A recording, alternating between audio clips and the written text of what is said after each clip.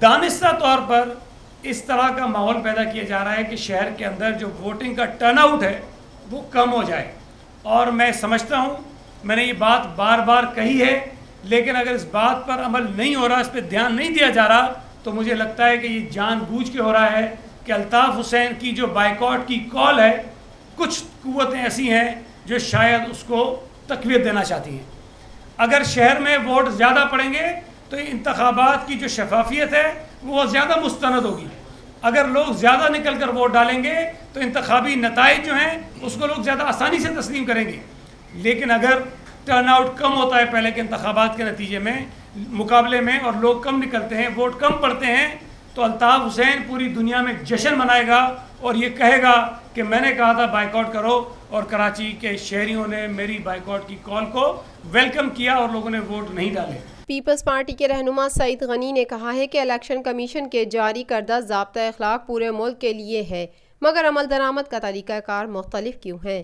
کراچی میں پولیس ہمارے حلقوں سے بینرز اور گھروں میں لگے پارٹی پرچم اتار رہی ہے. لوگوں کی ذاتی گاڑیوں اور گھروں پر پرچم لگانا ضابطہ اخلاق. اپنی جو بنیادی ذمہ داریاں ہیں جس کے نتیجے میں انتخابی جو نتائج ہیں وہ متاثر ہو سکتے ہیں, اس طرف کوئی دھیان نہیں ہے. جھنڈا لگنے سے انتخابی نتائج متاثر نہیں ہوتے ہیں, بینر لگنے سے انتخابی نتائج متاثر نہیں ہوتے ہیں, لیکن اس طرف چل پڑے ہیں. پولیس نے سارے کام چھوڑ دیے پورے شہر میں, 4-4 5-5 موبائلیں اور چھتوں پہ سیڑھیاں لگا کے اسی کام پہ لگی ہوئی ہیں کہ جھنڈے اتارو, بینر اتارو, پوسٹر اتارو. کیا اور کوئی کام؟ اس ملک میں تمام اہم عہدوں پر تعینات لوگوں کو الیکشن کمیشن نے ہٹوایا. تمام لوگوں, آئی ڈیز ہٹائے, چیف سیکرٹریز ہٹائے, سیکرٹریز ہٹائے, یہاں تک کہ ایسے لوگ بھی ہٹائے جن کا الیکشن سے کوئی واسطہ ہی نہیں بنتا, کوئی تعلق ہی نہیں ہے, جو کوئی اثر ہی نہیں پڑ سکتا, ان کو بھی ہٹا دیا. ڈی جی ایف آئی اے بھی اسی طرح کا ایک اہم عہدہ ہے. ان کا بھائی جی ڈی اے کا کینڈیڈیٹ ہے, اور Peoples Party G D A کی سب سے بڑی مخالف جماعت ہے یہاں پر. اور ایک ایسا آدمی جس کا ڈائریکٹ کنفلکٹ بن رہا ہے پیپلز پارٹی کے ساتھ صوبے کے اندر, اس کو اگر ایک اہم عہدے پہ آپ لگائیں گے اور اس قسم کا ایک اسکینڈل, ایسی خبر, ایسی تحقیقات الیکشن سے کچھ دن پہلے یہ آ جائے باہر, تو اس میں کسی کے ذہن میں کوئی شکوک نہیں ہونے چاہیے.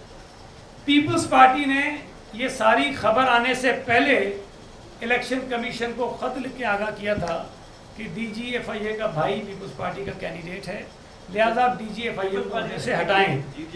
سوری, جی ڈی اے کا کینڈیڈیٹ, پیپلز پارٹی نے خط لکھا تھا, جی ڈی اے کا کینڈیڈیٹ ہے, اس کو ہٹائیں. بجائے اس کے کہ اس کو ہٹایا جاتا, یہ تحقیقات جو ہے وہ یہ آگے آ گئی. اس کے بعد بھی بجائے اس کو ہٹایا جاتا, سپریم کورٹ نے کہہ دیا کہ اس کو نہیں ہٹانا. مطلب یہ تو سوالات ہیں جو ہم اٹھا رہے ہیں, اس کے کوئی ہمیں جواب تو دے نا. کچھ قوتیں پیپلز پارٹی کی انتخابی مہم کو روکنا چاہتی ہیں. حسین لوائی کو الیکشن سے پہلے گرفتار کر کے پیپلز پارٹی کی قیادت کو نشانہ بنانا سازش ہے. انتخابی مہم سے روکنے کے حربے بند نہ ہوئے تو پیپلز پارٹی احتجاج کے لیے سڑکوں پر ہوگی. یہ میں سمجھتا ہوں کہ کچھ قوتیں شاید جان بوجھ کر اس شہر میں ایسا ماحول پیدا کر رہی ہیں, پورے ملک میں پیپلز پارٹی کے لیے خاص طور پہ ایسا ماحول پیدا کر رہی ہیں کہ ہم اپنی کمپین کو لوگوں تک نہ پہنچا سکیں, اور پیپلز پارٹی کی قیادت کو ملنے والا جو ایک والہانہ رسپانس ہے پاکستانی عوام کا, اس سے وہ زیادہ خوفزدہ ہیں. میں یہ سمجھتا ہوں کہ جب آپ الیکشن کو صاف اور شفاف بنانے کی بات کرتے ہیں تو اس کے بہت سارے تقاضے ہوتے ہیں, بنیادی تقاضے ہوتے ہیں کہ آپ ہر جماعت کو, ہر کینڈیڈیٹ کو آزادی کے ساتھ اپنی انتخابی مہم چلانے دیں. وہ بلاول ہاؤس میڈیا سیل میں پریس کانفرنس سے خطاب کر رہے تھے.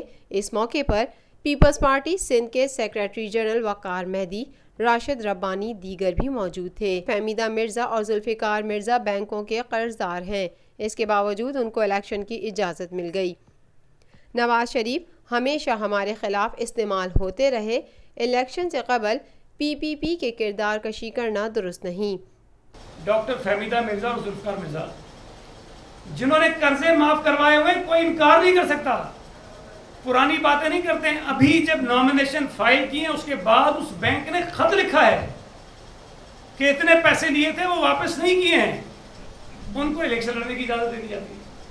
اور باقی کسی کو کہ تم نے فارم کے اندر اکاؤنٹ نمبر نہیں لکھا اس لیے تمہارا پیپر ریجیکٹ. फॉर्म के अंदर अकाउंट नंबर नहीं लिखा, इस पे रिजेक्ट। जहाँ तक ये चंद लोगों के हक में फैसले आ रहे हैं और बाकियों के ख़िलाफ़ आ रहे हैं, तो हमें ये भी जांचना चाहिए कि जिनके पेपर एक्सेप्ट किए गए उनका जुर्म या उनके ऊपर जो इल्ज़ाम है या जो उनकी डिस्क्वालिफिकेशन बनती है वो ज़्यादा संगीन है, या जिन लोगों के पेपर रिजेक्ट किए गए हैं उनकी रिजेक्शन के जो ग्राउंड्स हैं वो ज़्यादा मुस्तनद है। नवाज़ शरीफ साहब तो ये मज़ा पहली दफ़ा चख रहे हैं, वो तो हमेशा हमारे ख़िलाफ़ इस्तेमाल होते रहे। पीपल्स पार्टी के लिए ये हालात नए नहीं हैं। हम किसी एक इंतखाब में भी किसी के कांधों पर बैठ कर नहीं आए, हम आवाम के कांधों पर और आवाम के वोटों से जीते हैं, और हमेशा हमारे ख़िलाफ़ इस किस्म के अलाइंसेस बनते रहे हैं, सरपरस्तियाँ होती रही हैं। माजी इस बात का गवाह है कि जाम सादिक अली के दौर में भी जो सिंगल लार्जेस्ट पार्टी थी वो पीपल्स पार्टी थी, जो बहुत ही जालिमाना दौर था।